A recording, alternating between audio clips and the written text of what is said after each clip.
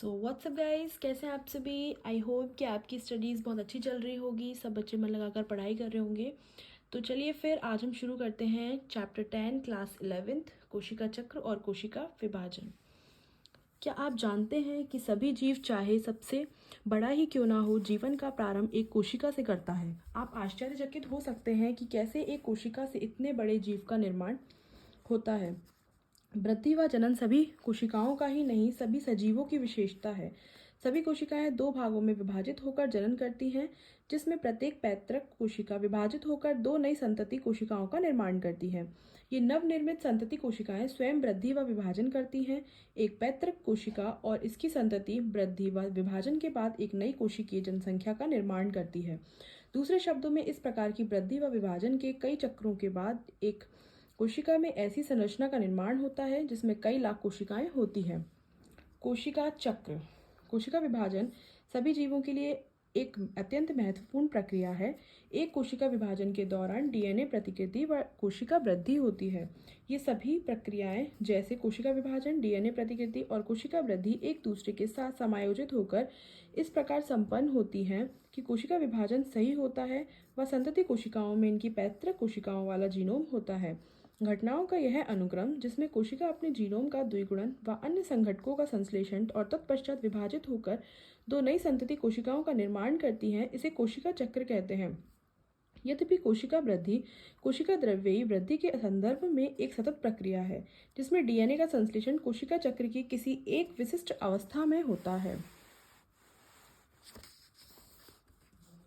कोशिका विभाजन के दौरान प्रतिकृति गुणसूत्र डीएनए जटिल घटनाक्रम के द्वारा संतति केंद्रकों में वितरित हो जाते हैं।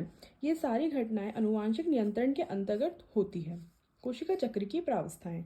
एक प्ररूपी यूकैरियोटिक चक्र का उदाहरण मनुष्य की कोशिका के संवर्धन में होता है, जो लगभग प्रत्येक 24 घंटे में विभाजित होती है। यद्यपि कोशिका चक्र की यह अवधि एक जीव से दूसरे जीव एवं एक कोशिका से दूसरी कोशिका प्रारूप के लिए बदल सकती है। उदाहरणार्थ, ईस्ट के कोशिका चक्र के पूर्ण होने में लगभग 90 मिनट लगते हैं। कोशिका चक्र की दो मूल प्रावस्थाएं होती हैं: अंतरावस्था इंटरफेज, एम प्रावस्था, सूत्री विभाजन माइटोसिस फेज। सूत्री विभाजन एम अवस्था उस अवस्था को व्यक्त करता है जिसमें वास्तव में कोशिका विभाजन या समसूत्री विभाजन होता है, और अंतरावस्था दो क्रमिक एम प्रावस्थाओं के बीच की प्रावस्था को व्यक्त करता है। यह ध्यान देने योग्य महत्व की बात है कि मनुष्य की कोशिका के औसतन अवधि 24 घंटे की कोशिका चक्र में कोशिका विभाजन सिर्फ लगभग 1 घंटे में पूर्ण होता है, जिसमें कोशिका चक्र की कुल अवधि की 95% से अधिक की अवधि अंतरावस्था में ही व्यतीत होती है।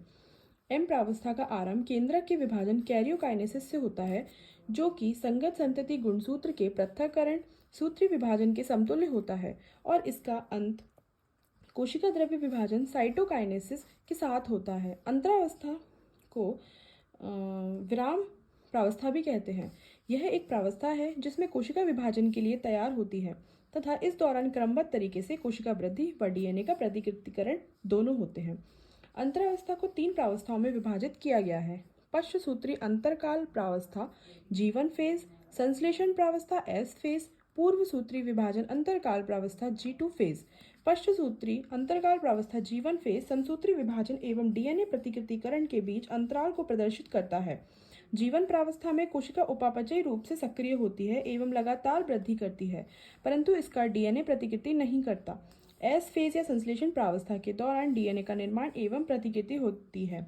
इस दौरान डीएनए की मात्रा दुगनी हो जाती है। ये बहुत ही इंपॉर्टेंट लाइन है। यदि डीएनए की प्रारंभिक मात्रा को 2C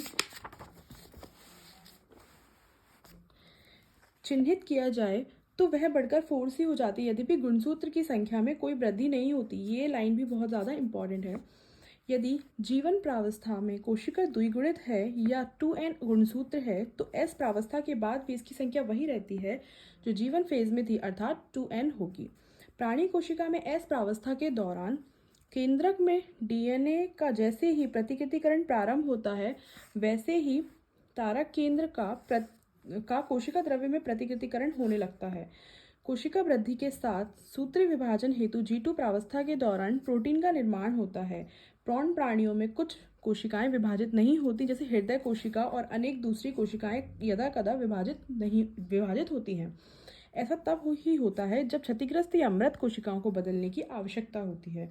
ये कोशिकाएं जो आगे विभाजित नहीं होती हैं जीवन अवस्था से निकलकर निष्क्रिय अवस्था में पहुंचती हैं, जिसे कोशिका चक्र की शांत अवस्था G0 कहते हैं। इस अवस्था की कोशिका उपापचयी रूप से सक्रिय होती है, लेकिन यह विभाजित नहीं होती। इनका विभाजन जीव की आवश्यकता के अनुसार होता है। प्राणियों में सूत्री विभाजन केवल द्विगुणित कायिक कोशिकाओं में ही दिखाई देता है। इसके विपरीत पादपों में सूत्री विभाजन आगुणित एवं द्विगुणित दोनों कोशिकाओं में दिखाई देता है। पादपों में पीढ़ी एकांतरण अध्याय 3 के उदाहरणों को याद करते हुए पादप जातियों और अवस्थाओं की पहचान करें जिनमें आगुणित कोशिकाओं में सूत्री विभाजन दिखाई पड़ता है। तो इस वीडियो में इतना ही। नेक्स्ट वीडियो में हम कवर करेंगे सूत्री विभाजन अवस्था एमफेज।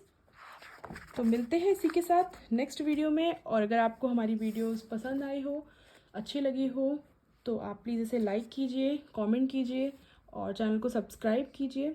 बेल आइकन पर क्लिक कीजिए ताकि आपको नोटिफिकेशंस मिलती रहें टाइम टू टाइम। एंड इसी के साथ मिलते हैं फिर नेक्स्ट वीडियो में। Thank you students, take care, bye bye.